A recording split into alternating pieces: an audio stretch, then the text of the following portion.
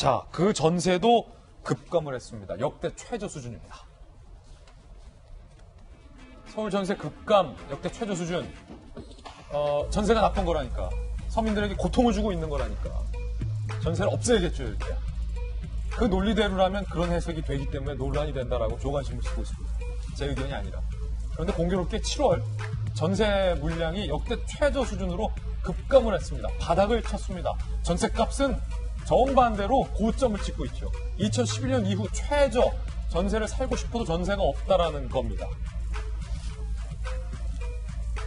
그런가 하면 집은 사기가 점점점 더 힘들어지고 있습니다. 7월에 서울 평균 아파트 값이 상승률 최고치를 찍었습니다. 가장 많이 올랐다는 겁니다. 지금 부동산 정책 오늘 것까지 하면 23번 썼죠? 그동안 23번 부동산 정책 내는 동안 서울 아파트 값 상승률은 최고치를 찍었습니다. 그런데 LH주택공사의 사장은 MB정부, 박근혜 정부, 문재인 정부, 새 정부 중 현 정부가 주택 정책을 제일 잘한다라고 발언해서 논란이 되고 있습니다. 제일 잘한다. 문재인 정부의 그 주택 정책의 성적을 매긴다면 역대 정부 중에 한 뭐 상중하로 따지면 어느 정도에 들어가실 것 같아요? 저는 이제 중상 이상은 된다 생각을 중상 굉장히 높이 평가해 주시네요. 그러면 최근 박근혜 정부, 이명박 정부, 새 정부 비교할 때는 어느 정도 될 것 같아요? 몇 등 정도? 그 셋 비교하면 그래도 지금 정부가 제일 낫다고 제일 낫다. 생각합니다.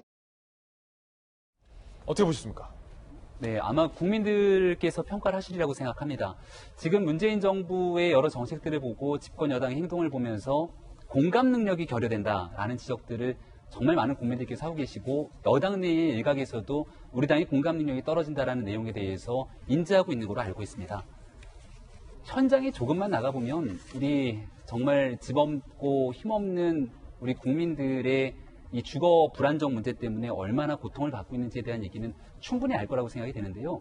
저는 조금 전에 우리가 검찰과 관련된 얘기를 했을 때도 네 편, 내 편에 따라서 검찰 개혁과 공정과 정의가 왔다 갔다 하는 모습을 볼 수 있었는데 부동산 정책도 마찬가지로 네 편, 내 편에 따라서 이렇게 잣대를 옮기는 건 아닌가에 대한 걱정과 우려가 큽니다. 지금 조금 전에 나왔던 전세보다 월세가 좋다는 얘기가 더불어민주당이 원래 했던 얘기인가요? 저는 더불어민주당 입장에서 이런 얘기를 했던 기억을 찾아보기가 굉장히 어려운데요. 이 얘기가 왜 나왔을까 생각해 보니까 지난주에 임대차 3법을 통과 무리하게 시키고 났을 때 우리 당 윤희숙 의원이 5분 발언을 통해서 저는 임차인입니다. 그런데 이 법 통과가 반갑지 않다. 왜냐? 지금 살고 있는 전세 제도가 4년이 지나면 월세로 전환될까 두렵기 때문이다. 라고 하게 되니 민주당의 윤준병 의원을 비롯해서 월세가 그렇게 나쁜 게 아닌데 전세가 실제로 사라지게 되는 게 국제적인 트렌드인데 이런 방식으로 옮아가는 것 아니겠습니까? 문재인 정부의 부동산 정책 20번이 넘는 정책을 보면 가만히 2017년도 8월 달의 대책부터 지금까지 대책을 보면 일관성이 있는 대책인지를 모든 국민들께서 평가할 수 있을 거라 생각합니다. 한 가지 정책을 통해서 부동산을 잡을 거라고 예측했지만 또 다른 문제점이 발생되면 그 부동산의 문제점을 잡기 위해서 또 다른 정책들을 발신합니다. 그 기간 동안 부동산 값은 폭등하고 실질적인 전세 대란까지 발생하니까 이제는 전세값을 잡을 능력이 없는 상태 속에서 전세 대신 월세로 가는 것이 낫지 않겠는가? 이런 황망한 얘기를 집권 여당이 쏟아내고 있는 것이고요. 윤호중 더불어위원장 법사위원장의 발언은 대국민 사과를 하지 않는다면 이 부분에 대해서 심각한 문제를 앞으로도 영원히 이어갈 수밖에 없다는 경고의 말씀 단차를 드립니다.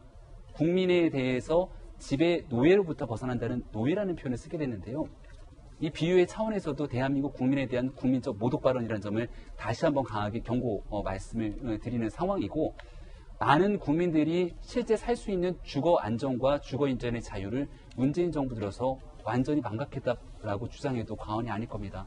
이런 국민의 고통에 대해서 조금이라도 공감하지 못하는 집권 여당이라면 앞으로 남은 기간 동안 어떻게 국민들과 함께 이 어렵고 정말로 풀기 어려운 난제가 돼버린 부동산 정책 국민에게 희망을 줄 수 있는지 다시 한번 경고의 말씀 드릴 수밖에 없다는 점 말씀드립니다. 네, 야당의 의견 들어봤고 오늘 뭐 여야 모두에서 지금 논란이 됐었던 여당 의원님들의 발언에 대한 좀 비판적인 견해들이 있었던 것 같아서 전해드렸습니다.